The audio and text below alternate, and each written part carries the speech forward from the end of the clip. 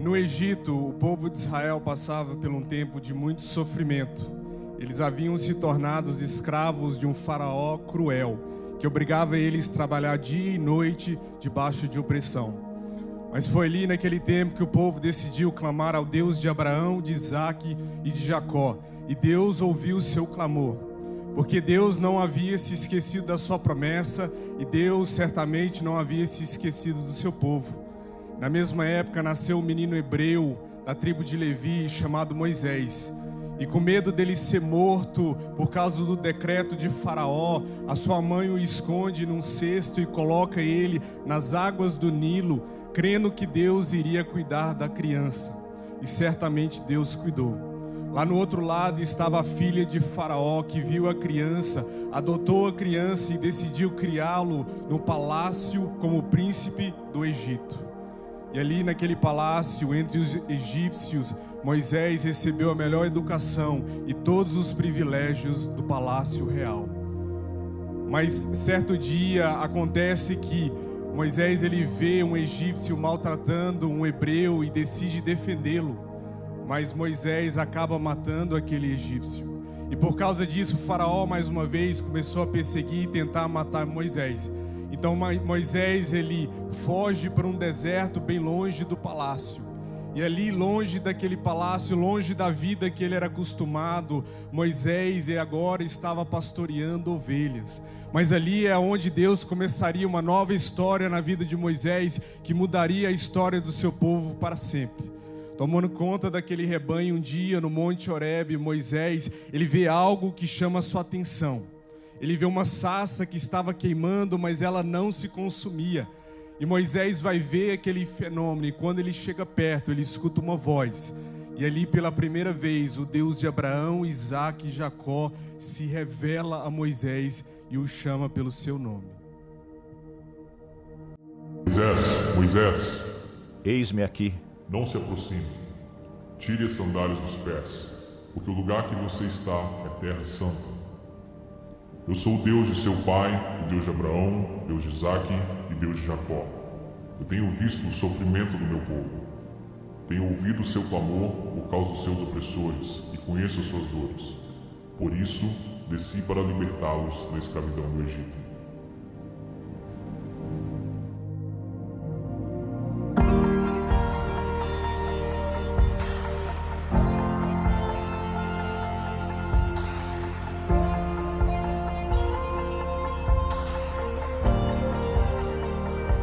Poderia estar em qualquer outro lugar, mas tua glória me atraiu, tua presença me atraiu. Tentei me esconder por medo de não viver, mas tua glória me atraiu, tua presença me atraiu. É que a sarça pegou fogo e não se consumiu, e a voz que sai dela um dia me atraiu, e o meu coração queimou até que descobriu que um dia com tua glória vale mais que mil. É que a sarça pegou fogo e não se consumiu, e a voz que sai dela um dia me atraiu, e o meu coração queimou até que descobriu que um dia com tua glória, um dia com tua glória vale mais que mil.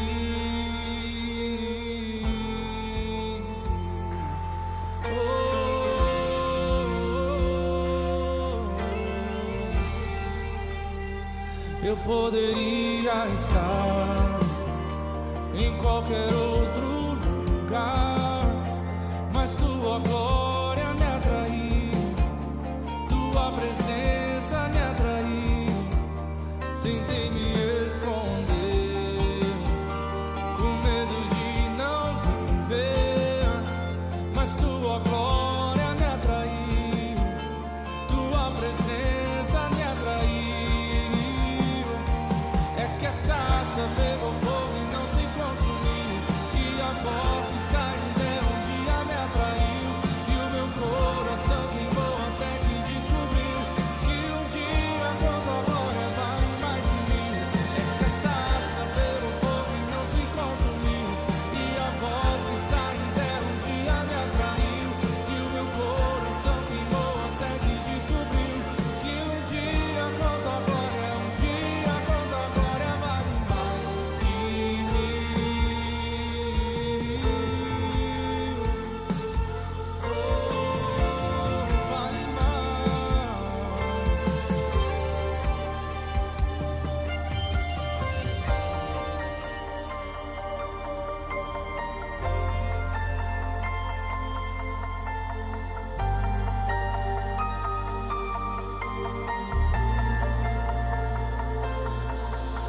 e atraído pela tua presença.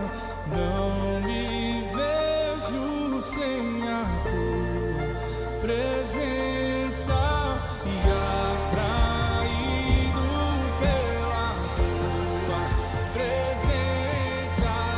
Não me cansarei da tua presença, e atraído pela tua presença. Não me vejo sem a tua presença, e atraído pela tua presença. Não me cansarei, eu não. É que a sarça pegou fogo e não se consumiu, e a voz que saiu dela um dia me atraiu, e o meu coração queimou até que descobriu que um dia com tua glória vale mais que mil. É que a sarça pegou fogo e não se consumiu, e a voz que saiu dela um dia me atraiu, e o meu coração queimou até que descobriu que um dia com tua glória, um dia com tua glória vale mais que mil.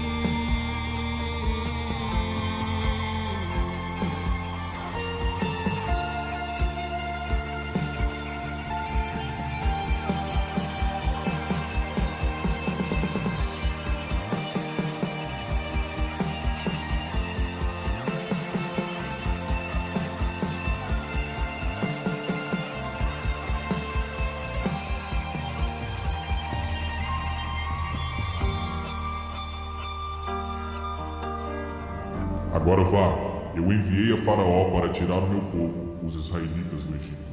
Quem sou eu, Senhor, para ir até Faraó e tirar do Egito o povo de Israel? Eu estarei com você.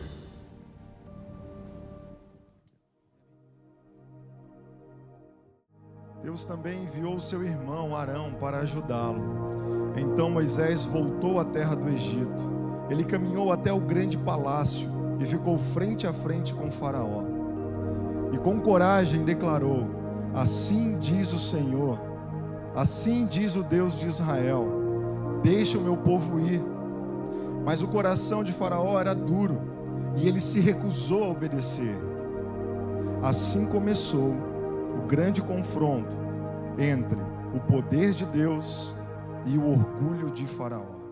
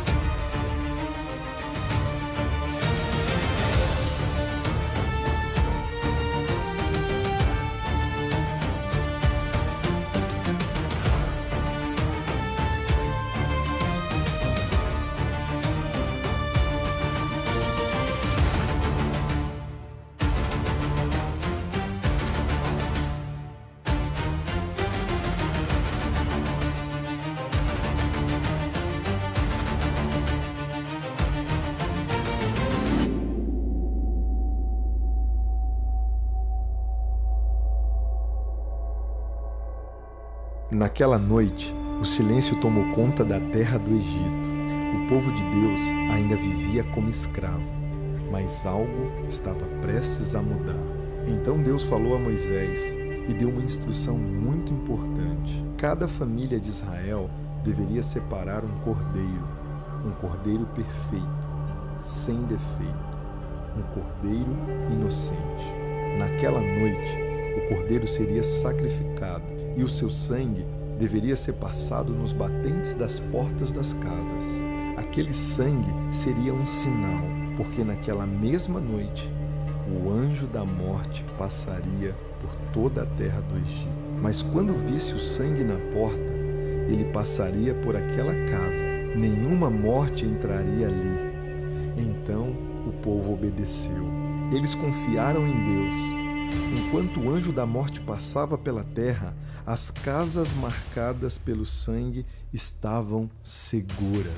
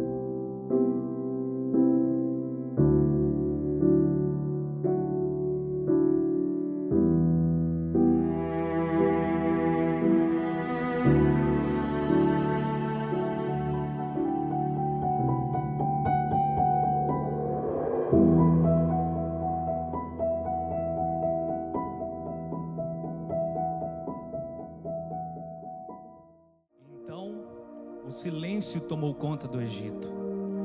Um grande clamor de choro se ouviu por toda a terra, porque a morte havia passado por ali. Até mesmo no palácio, o filho de Faraó havia morrido. E Faraó, cheio de dor e desespero, mandou chamar Moisés e disse: "Vão embora, saiam da minha terra." Imediatamente, o povo de Israel começou a se deparar e sair do Egito. Depois de muitos anos de escravidão, o povo de Deus estava finalmente sendo liberto.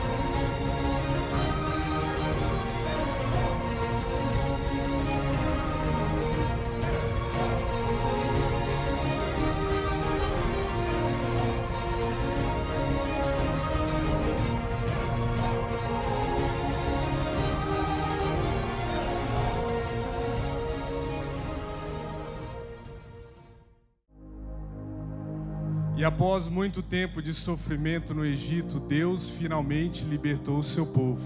Pelas mãos de Moisés, entre milagres e maravilhas, Deus resgata o povo de Israel do Egito.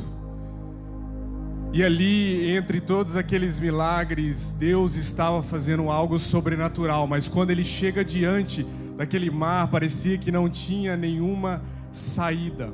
Porque na frente estava o grande mar vermelho e atrás vinha o exército de Faraó com violência e com vingança em seu coração. Mas foi ali que Deus mostrou o seu poder mais uma vez. E de repente aquele mar começou a se abrir e o povo conseguiu passar para o outro lado em terra seca. Mais uma vez Deus mostrou que Ele é um Deus de aliança, um Deus de promessa e um Deus que liberta. Mas essa história ela não termina aí. Na verdade esse é apenas o vislumbre de algo maior que iria acontecer, de um êxodo maior que iria vir. E depois de muito tempo, Deus enviaria um libertador e um salvador, mas dessa vez não para tirar o povo do Egito, mas para libertar toda a humanidade do pecado, da morte e da mão do inimigo. E depois de muito tempo, nasceu mais uma vez um menino hebreu, mas dessa vez da tribo de Judá.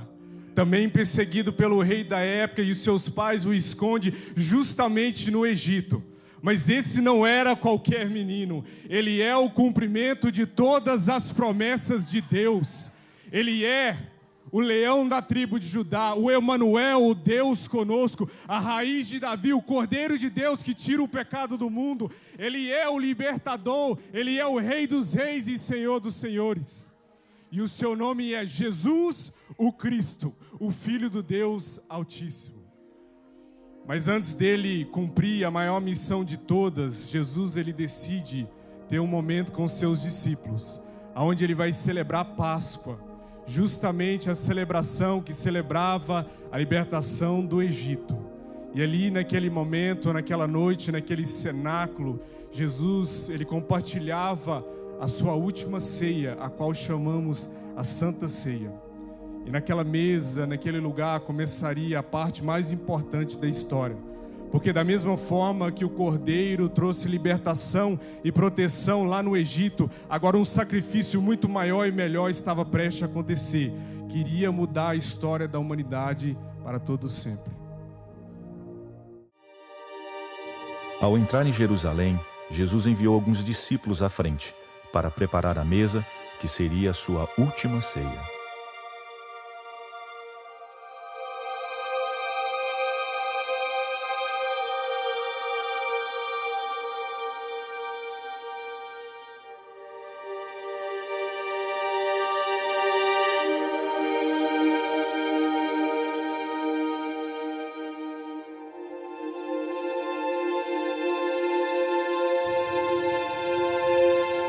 A última ceia, a refeição final. O que você está testemunhando agora é uma representação ao vivo de uma das pinturas mais famosas que você deve ter visto desde pequeno. Talvez já tenha colorido essa figura na escola dominical. Talvez você viu esse quadro numa pintura na casa de seus avós. Talvez você tenha visto um documentário referindo-se a essa pintura como apenas uma famosa obra de arte, onde os comentaristas estivessem mais focados no artista que pintou do que o real significado da história por trás da pintura. Hoje, essa pintura ganha vida de acordo com o Evangelho e vem mostrar o encontro daqueles discípulos assentados à mesa com Jesus. Pode uma pequena moldura simbolizar a revolução e eternização de um encontro do Mestre e seus seguidores? Na cultura judaica, a mesa representava um lugar de comunhão, intimidade e relacionamento. Imagine sentar-se à mesa com um homem que, quando você o viu pela primeira vez e ouviu falar, era tão extraordinariamente atraente, tão majestosamente cativante, cheio de paz e poder. Imagine ele andando até você e dizendo: venha e siga-me, e eu vou fazer de você pescador de homens. E com apenas essas palavras, você estava disposto a abandonar tudo e confiar nele com a sua vida. Imagine sentar-se à mesa com um homem logo depois de vê-lo acalmar uma tempestade em alto mar, andar sobre as águas, curar os doentes. Imagine Jesus Cristo naquela mesa dizendo: em verdade vos digo que um de vós me trairá. E quando ouviram isso, os 12 ficaram muito tristes e começaram a dizer um para o outro: tenho certeza que não será eu. Jesus respondeu: será aquele que eu molhar o pão e lhe entregar. Então Judas, já transformado em traidor, disse: não sou eu, certo, mestre? Disse Jesus: vai e faça o que tem que fazer, Judas. E enquanto eles estavam comendo, Jesus pegou o pão e, abençoando-o, partiu e deu aos 12 discípulos e disse: tome, coma, este é o meu corpo. Então ele pegou a taça e deu graças, e deu a eles dizendo: beba dele, todos vocês, pois este é o meu sangue da nova aliança, que é derramado para a remissão dos pecados. Mas eu digo a vocês, eu não vou beber deste fruto da vinha a partir de agora, até aquele dia quando eu faço uma nova aliança com você no reino de meu Pai. Ele então estendeu o convite aos seus discípulos: vá e faça discípulos de todas as nações, batizando-os em nome do Pai, do Filho e do Espírito Santo. E ali, naquele encontro à mesa, aqueles 12 discípulos receberam um legado, uma missão de ir a todas as nações e fazer discípulos.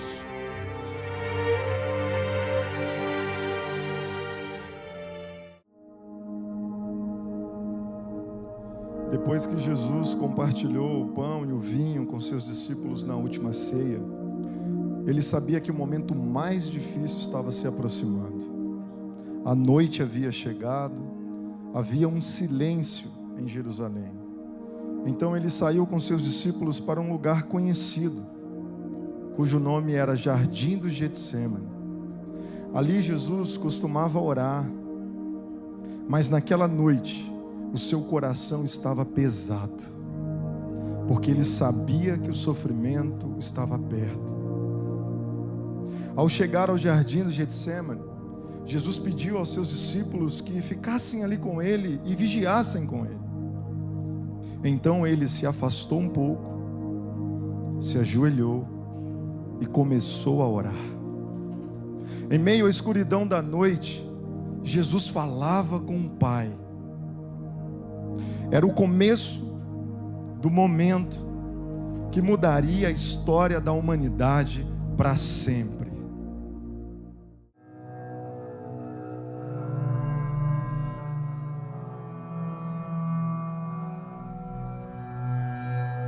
Jesus entrou em agonia no Getsêmani.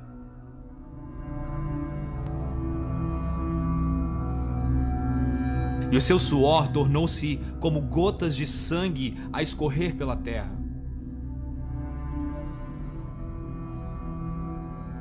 O único evangelista que relata o fato é o médico, Lucas, e o faz com precisão de um clínico.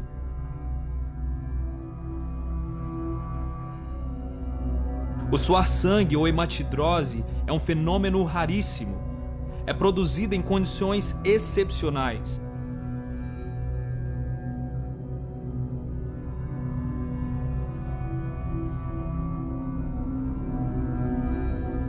E para provocá-lo, é necessária uma fraqueza física, acompanhada de um abatimento moral violento, causado por uma profunda emoção, por um grande medo.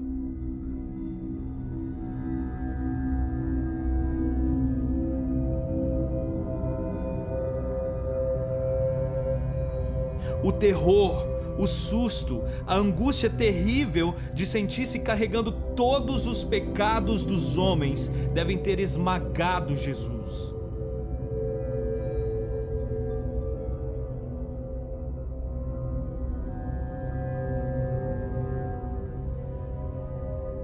Tal tensão extrema produz o rompimento das finíssimas veias capilares que estão sob as glândulas sudoríparas, e o sangue se mistura ao suor e se concentra sobre a pele, escorrendo então por todo o corpo até a terra. Qual estado de espírito leva alguém a suar sangue, O terror, o susto, a angústia terrível de sentir-se carregando todos os pecados dos homens devem ter esmagado Jesus.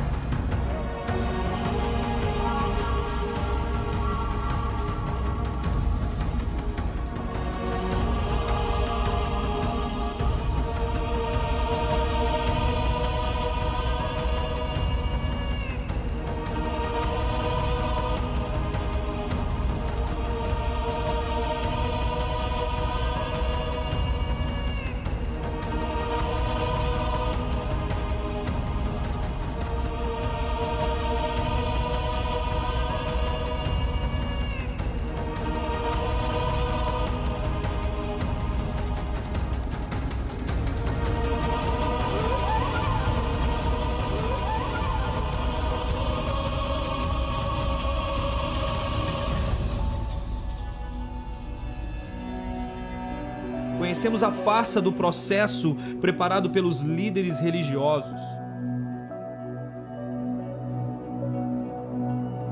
O envio de Jesus a Pilatos. O desempate entre Herodes e Pilatos. Pilatos teve que ceder.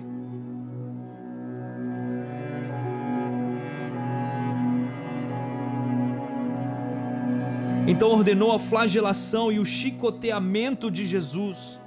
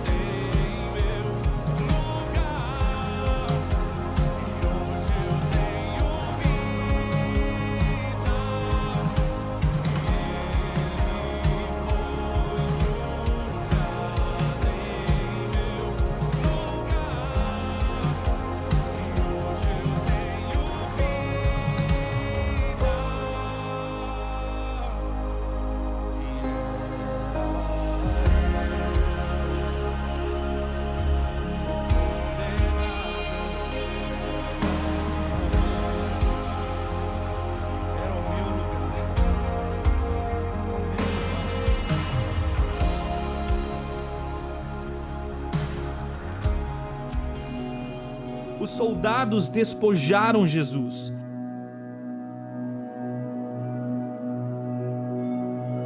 Tiraram a roupa de Jesus e o prenderam pelo pulso a uma coluna do pátio.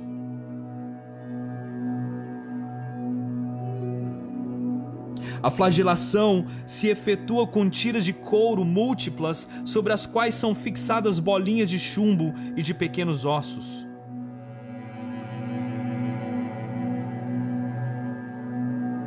Os carrascos devem ter sido 2, um de cada lado e de diferente estatura. E golpeiam com chibatadas a pele já alterada por milhões de microscópicas hemorragias de suor e de sangue.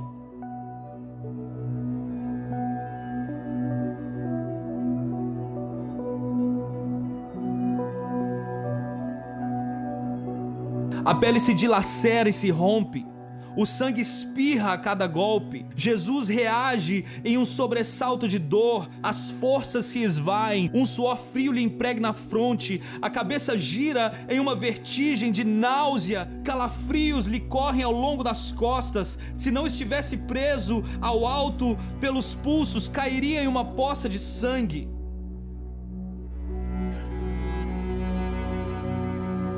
Depois, o escárnio da coroação, que com longos espinhos mais duros que os de acácia, os algozes entrelaçam uma espécie de capacete e o aplicam sobre a cabeça de Jesus.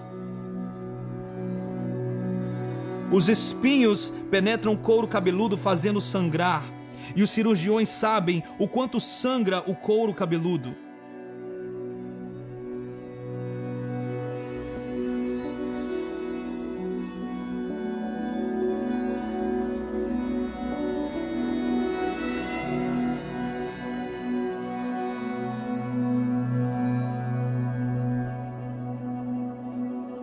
Pilatos, depois de ter mostrado aquele homem dilacerado à multidão feroz, o entrega para ser crucificado. Coloca sobre os ombros de Jesus o grande braço horizontal da cruz, que pesa uns 50 quilos.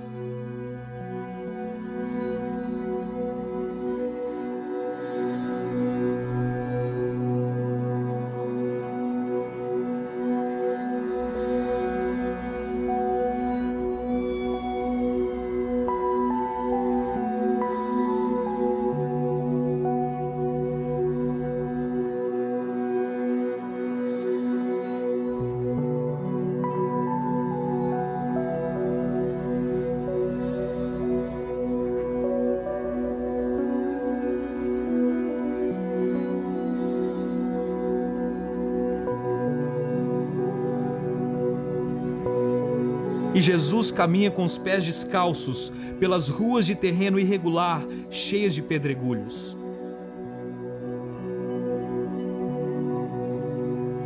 Os soldados o puxam com cordas.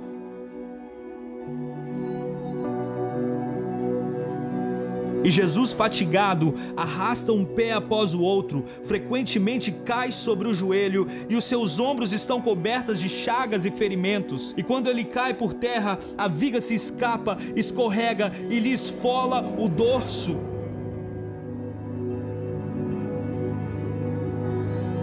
Sobre o Calvário tem início a crucificação.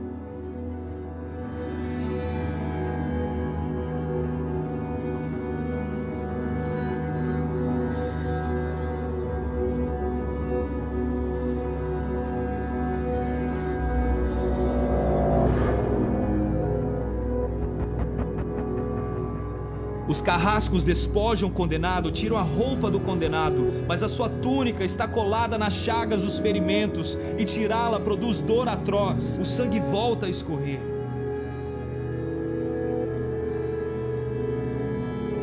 Jesus é deitado de costas e as suas chagas se encrostam de pequenos elementos.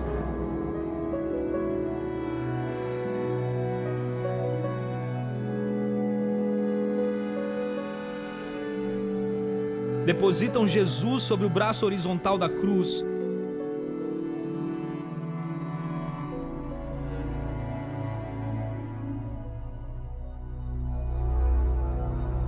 Os carrascos pegam um longo prego,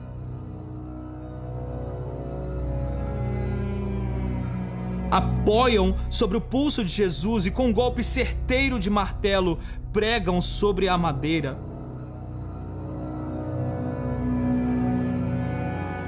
Jesus deve ter contraído o rosto assustadoramente. O nervo mediano foi lesado e pode-se imaginar aquilo que Jesus deve ter provado: uma dor lacinante, agudíssima, que se difundiu pelos dedos e espalhou-se pelos ombros, atingindo o cérebro, a dor mais insuportável que um homem pode provar. Ou seja, aquela dor produzida pela lesão dos grandes troncos nervosos que provoca uma síncope e faz perder a consciência.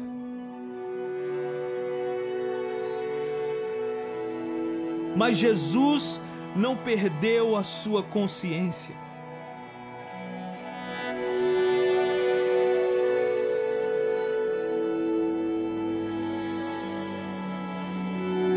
E quando o corpo for suspenso na cruz, o nervo se esticará fortemente como uma corda de violino esticada, e a cada solavanco, a cada movimento, vibrará, despertando dores dilacerantes.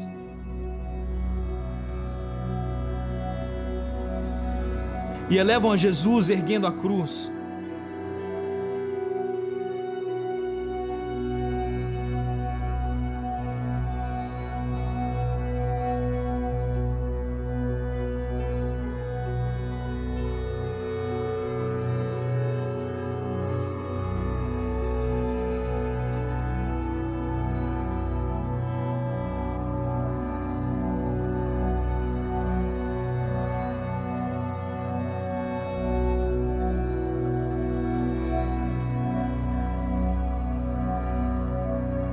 Os ombros da vítima esfregam dolorosamente sobre a madeira áspera e as pontas cortantes da grande coroa de espinho penetram o crânio na cabeça. Jesus inclina-se para a frente, uma vez que o diâmetro da coroa o impede de apoiar-se na madeira. Cada vez que o Marte levanta a cabeça, recomeçam as pontadas de dor.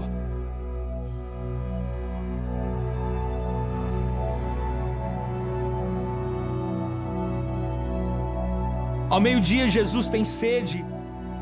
Ele não bebeu desde a tarde anterior. Estava desidratado pela perda de tanto sangue. O seu corpo é uma máscara de sangue. A boca está semi-aberta e o lábio inferior começa a pender. A garganta seca lhe queima. Ele não pode engolir.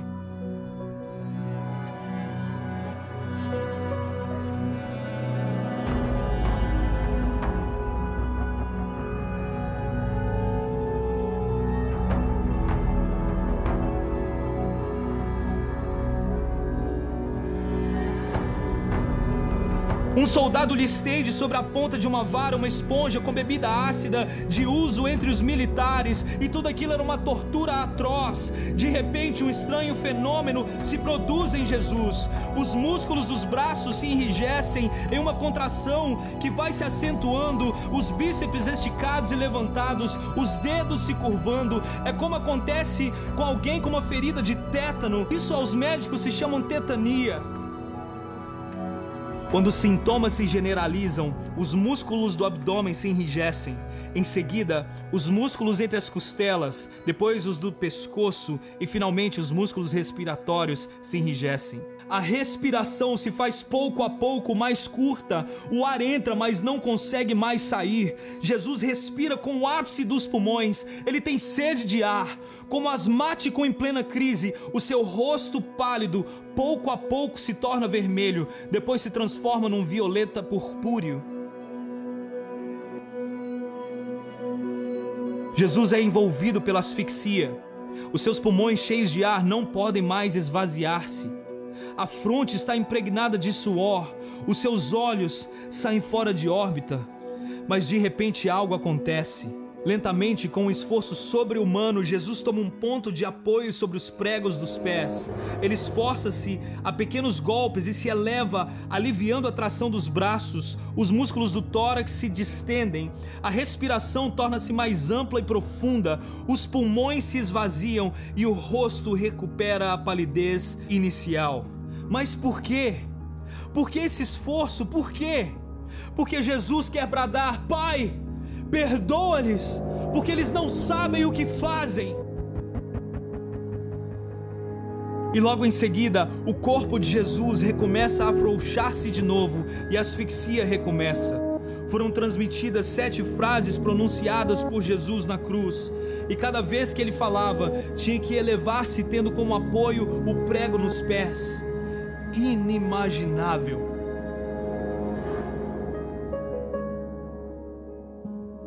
Pouco depois o céu se escurece, o sol se esconde e de repente a temperatura diminui. Logo serão 3 da tarde e depois de uma tortura que dura horas e horas, todas as suas dores, toda a sua sede, todas as suas cãibras, toda a asfixia, todo o latejar dos nervos medianos lhe arranca um lamento: Deus meu, por que me desamparaste? Jesus grita com toda a sua força: está consumado! Em tuas mãos entrego o meu espírito.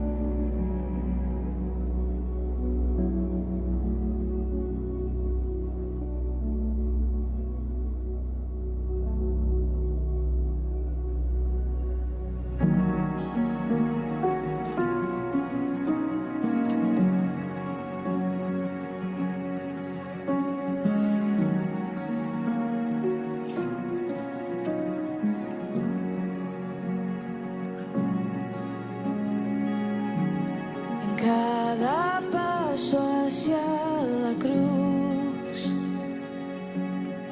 nunca dudaste el precio que ibas a pagar. Cada latigazo sufriste por mí,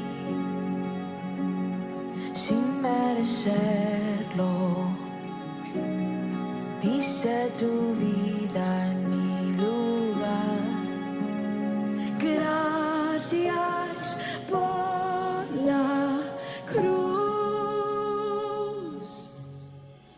Tu sangre, tu preciosa sangre, por mí derramaste, lo hiciste por amor.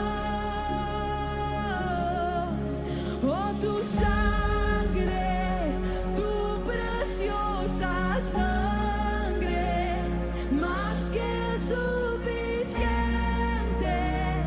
mi culpa llevó. Tu sacrificio, mi perdón, en un momento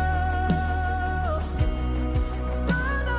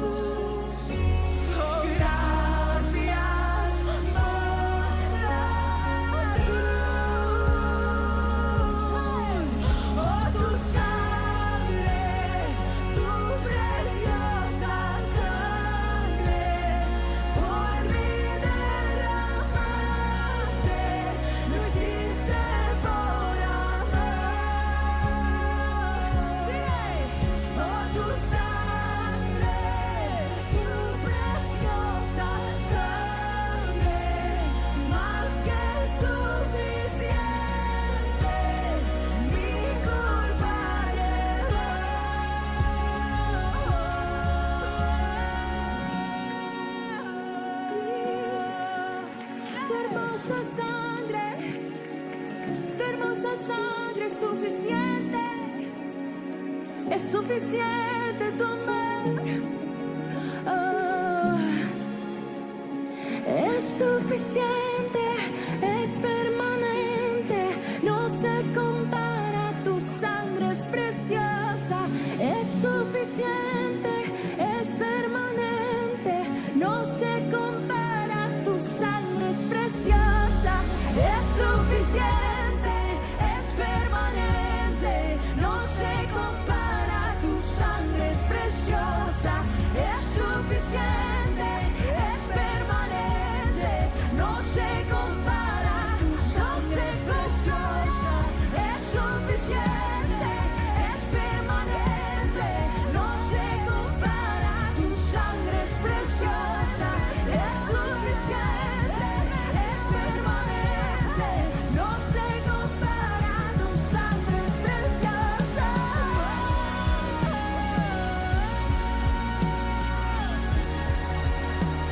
Tu sangre es preciosa.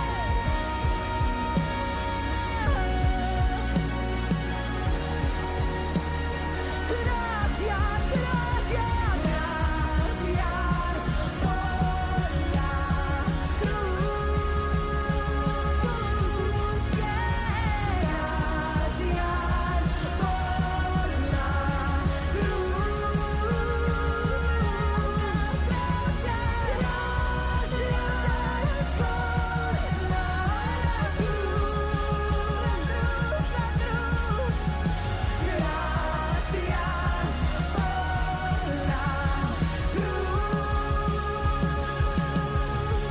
Oh, tu sangre, tu preciosa por mí derramaste.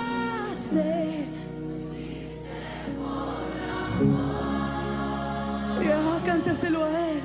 Oh, tu sangre, tu preciosa sangre, más que suficiente, mi culpa llevó.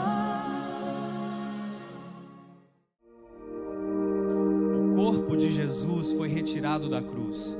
Envolto em lençóis limpos, foi colocado em um sepulcro silencioso e frio. Maria, sua mãe, e as mulheres que o amavam permaneceram ali. Seus olhos marejados, seus corações partidos, mas a esperança não havia morrido totalmente. 3 dias de silêncio, 3 dias de espera, 3 dias de lágrimas. Era meu aquele lugar. Mas ao alvorecer do 3º dia, uma luz suave rompeu a escuridão. A pedra que estava sobre o túmulo havia sido retirada e o corpo que ali jazera não estava mais ali. De repente um anjo apareceu e disse: ele não está aqui, ele ressuscitou. Ele foi crucificado, ele morreu, mas a morte não pôde segurar a ele. O túmulo está vazio, a pedra foi removida. Aonde está, ó morte, o seu aguilhão? Aonde está a vitória, a sua vitória? Cristo morreu e ressuscitou. Ele vive. Cristo vive. Do silêncio da cruz até a glória da ressurreição, Cristo venceu a morte, a vida triunfou.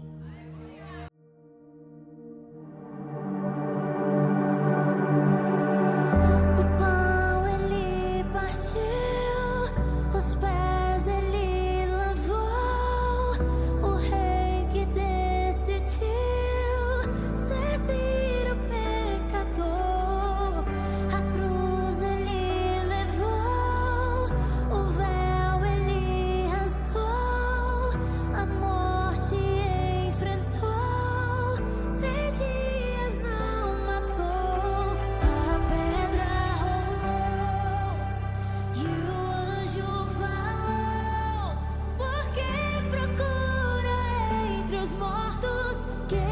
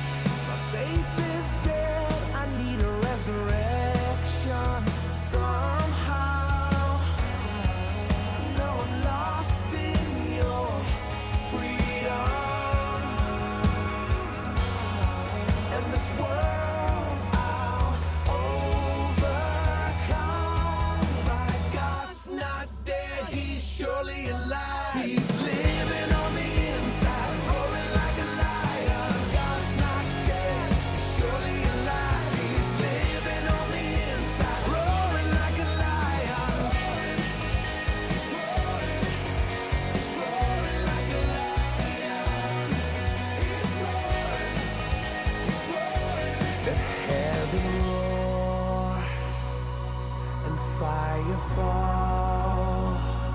Come shake the ground with the sound of revival. Let heaven roll.